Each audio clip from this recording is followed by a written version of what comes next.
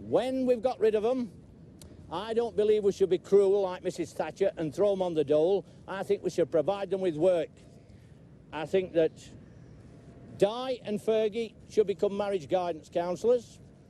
I believe the Queen could take a job at Royal Ascot, looking after the horses, because that's their real bent. And Prince Philip, he could be running a kebab shop in North London. Regardless of your opinion on recent events, who you think is in the wrong, or whether you just don't give a shit, I wanted to make a video to try and persuade you that Britain needs the royal family, or at the very least, a monarchy of some sort. You see, in many legal systems around the world, there is a doctrine called the separation of powers. As the title suggests, this principle is there to separate out power between different institutions so as to ensure that there isn't just one guy or girl wielding all the power. Now, the separation of powers doesn't strictly have anything to do with the head of state, which in Britain is, of course, the monarchy.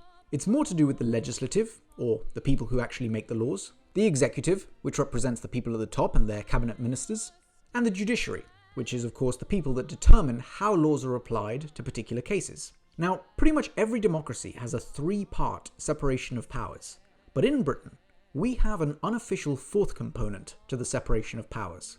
And that's because the state, or the crown as we call it, is a wholly separate institution from the executive, parliament, and judiciary.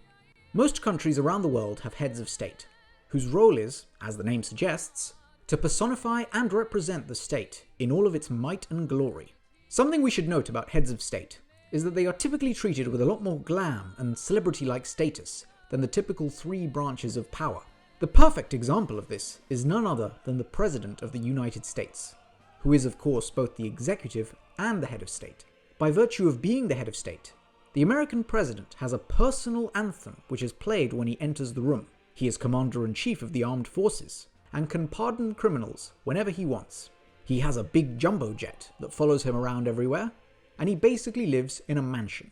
The same can be said of the President of France, who lives in a big fat palace with ceremonial guards standing at its gates. The British Prime Minister, on the other hand, doesn't quite get these privileges. He lives in Downing Street, which I'm sure is a very nice house that is steeped in history, but it's certainly not the White House. Before the Irish Troubles, Downing Street had very little security, and as long as you were sensible, you could stand in front of the Prime Minister's house whenever you wanted.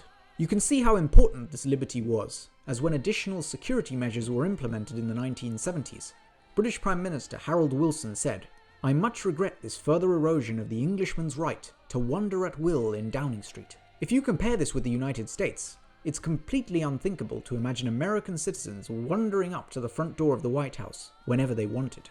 So, the question is, why does the British Prime Minister not get the special treatments and celebrity status of the US or French presidents? Well, it's because presidents represent both the government and the state. The Prime Minister, on the other hand, does not represent the state. He represents the people.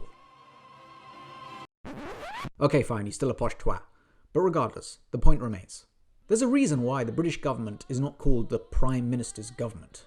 No, it's Her Majesty's government. For the Prime Minister is technically nothing more than an advisor to the Queen. That's why the serving monarch holds a weekly audience with the Prime Minister so that he can update her on government matters. Every year, the Queen herself opens up Parliament with a speech in the House of Peers, which informs both MPs and the public of what is actually going to be done in the next 12 months. When a general election is won, the winning party technically doesn't have power until the Queen invites them to form a government. When Parliament creates a new law, it isn't law until it receives royal assent. You often hear the US President using executive orders. The British Prime Minister doesn't have executive orders. He has to use the royal prerogative. These things are no coincidence. They are there because the Prime Minister, no matter how powerful, does not represent the state in Britain. His powers don't come from his position as Prime Minister. They derive from being an agent of the Crown. In other words, it's the Crown that gives the Prime Minister his powers, not the Prime Minister that gives the Crown theirs. Now, the skeptics amongst you will be saying at this point that the whole thing is just BS. It's a stupid little charade that we play here in Britain, because in actual fact, as everyone knows, the Queen has no power whatsoever, and the monarchy is all an intricate ploy to get American tourist money. If we'd just got rid of the monarchy, we'd save time, daily life would be exactly the same, and we would avoid having an unelected grandmother as our head of state. Now, I wouldn't strictly disagree with you on any of that. Of course, if we got rid of the Queen, virtually everything in our lives would stay the same. But, that doesn't mean that we should do that. You see, the Crown as an institution isn't just there for roleplay. It serves a vital purpose in both our society and our constitution.